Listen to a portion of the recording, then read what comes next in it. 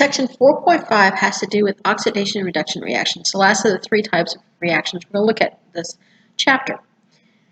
Oxidation reduction reactions was defined earlier as is the exchange of electrons between compounds. Okay, and so first thing I'm going to do is look at the oxidation number. So in an oxidation reduction reaction, the oxidation number changes on an element. So an oxidation number is the charge, the actual charge of an atom in a monatomic ion, or it's a hypothetical charge assigned by the simple rules. Okay. So here I have a reaction of vinegar plus baking soda goes to form this foamy mess, which is sodium acetate, because the acetic acid is the vinegar, plus water plus CO2. Okay. All right, here's an example of an oxidation reduction reaction. When I have iron and I have copper, okay, so this is copper 2 sulfate because it's that blue, like you saw in lab this week, okay, and an iron nail. When I stick the iron nail into the copper 2 sulfate, when I pull it out after a few minutes, you'll see that this brown discoloration here. What has actually happened is that the copper has come out of solution, okay, like this, and gone and joined the surface, where the iron that was on the surface has come out to being there. So electrons transferred from the copper solution, from the iron solution, or iron atom to the copper atom, okay? And so this one is one in which it wasn't harnessed, you might say. This one just was allowed to freely go. Harnessing meaning the fact I don't separate them and get generated electricity from them. All right, so how do I assign these oxidation numbers? Okay, for elements, okay, the oxidation number is 0. Okay, so this is an element by itself, or even the diatomic elements like nitrogen. So each nitrogen atom in N2 is still 0. Okay, the monatomic ions, these are things like calcium.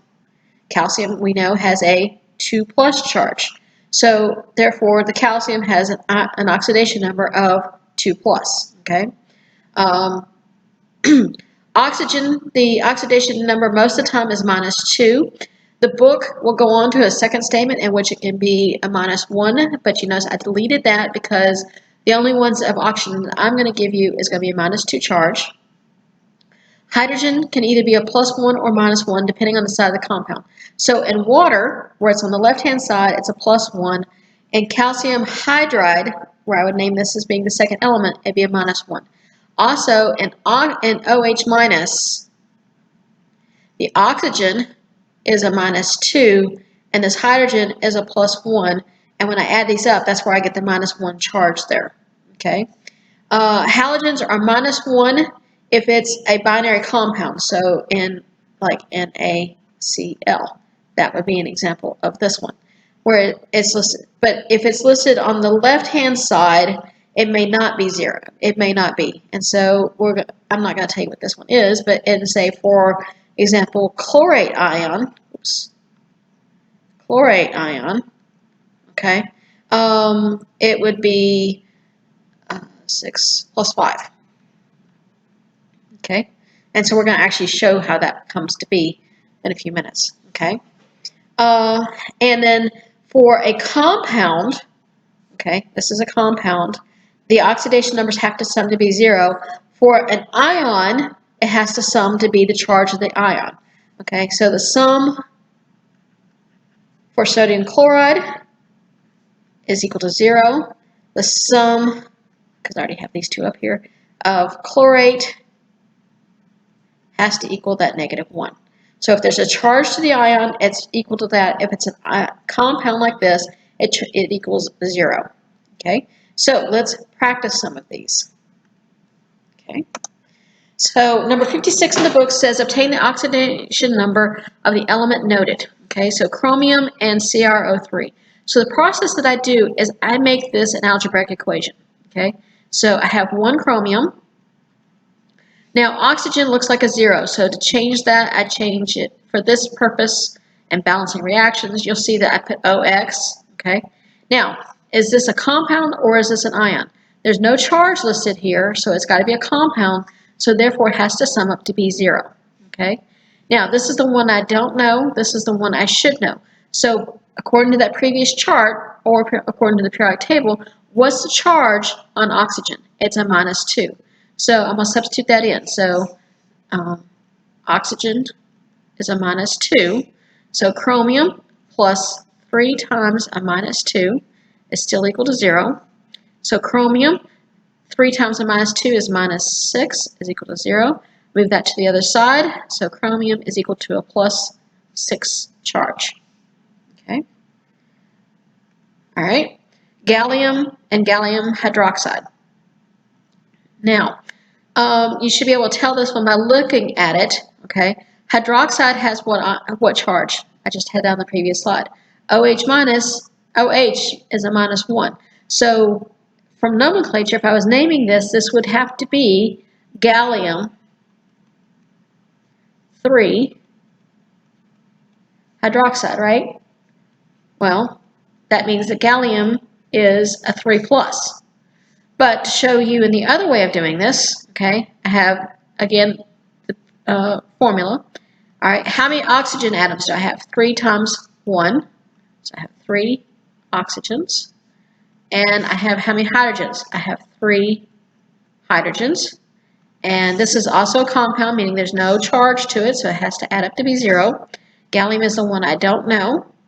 Pretend like I don't know. Oxygen is still at -2. The hydrogen, I said in hydroxide is a +1. So I have 3 times a -2 plus 3 times a +1 is equal to 0. So it becomes gallium. Okay, 3 times the -2 again is -6. 3 times +1 is +3. So gallium is equal to -3. -6 plus 3 is a -3. So gallium is equal to a +3. So we knew that because we named it that way, but this is how you apply it to that formula. Okay? All right. Another example, the phosphorus and sodium phosphate. Okay, I can't tell by looking at this one what this is. Okay, so same process. How many sodium atoms do I have? 3. So 3 sodiums. How many phosphorus atoms do I have? Just 1. How many oxygen atoms do I have? Is 4. Okay. Sodium is a monatomic ion, so what's the charge on sodium? Sodium is equal to a +1. Oxygen, I told you the only ones I'm going to give you for oxygen are -2. So I plug this in. So 3 times +1 plus, oh crap, sorry, plus phosphorus plus 4 times -2. Oh, again, all 3 of these actually were compounds, so they're all equal to 0. We're going to do an example of which it's not. So I get 3 plus phosphorus minus 8 is equal to 0. So 3 minus 8 is a -5.